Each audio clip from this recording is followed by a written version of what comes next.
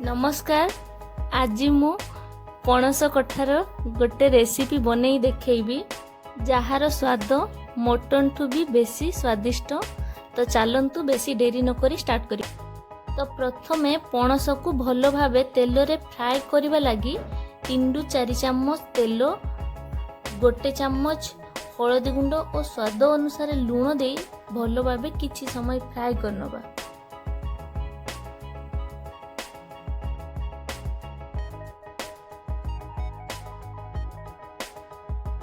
देखंतु एटी मोर भल भाव फ्राए हो गलानी। एमती फ्राए होला परे आमे बाहर करनबा।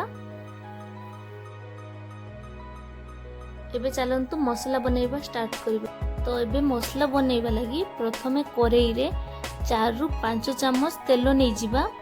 तेलटी भल भाव गरम होला परे गुजराती, दालचीनी, लवंग और तेजपत्र पकेइबा। गोटे पियाज को पकेई नाली होबा जाए भल भाव फ्राए करनबा।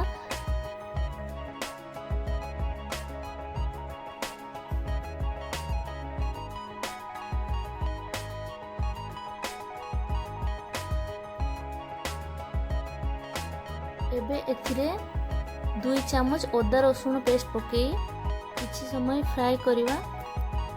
एबे गोटे टमाटो को पेस्ट करी दे दबा आउ याकू भल भाव फ्राए करनबा। मु एटी कलर लगी 2 चामच रेड चिली पाउडर, गोटे चामच गरम मसला, गोटे चामच किचन किंग मसला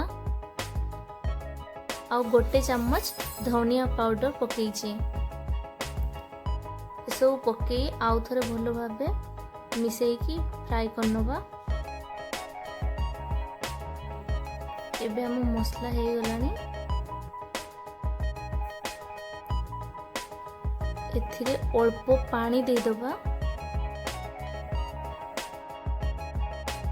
पानी देला परे मसला को आउ किछि समय होबा को दबा। एबे मसलाटी हेला परे 5 ରୁ 6 चामच दही दे दबा।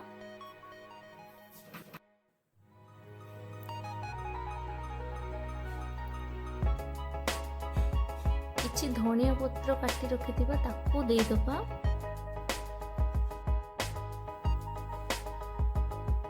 एबे फ्राए हेइथिबा पणस को मसला रे मिसेई भल भावे पसीनबा।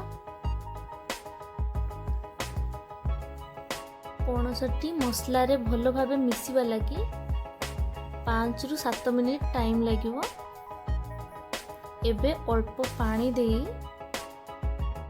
4 ରୁ 5 मिनिट सिम आंच रे बसेबा। एबे हमर पणस तरकारी प्रस्तुत हो गलानी।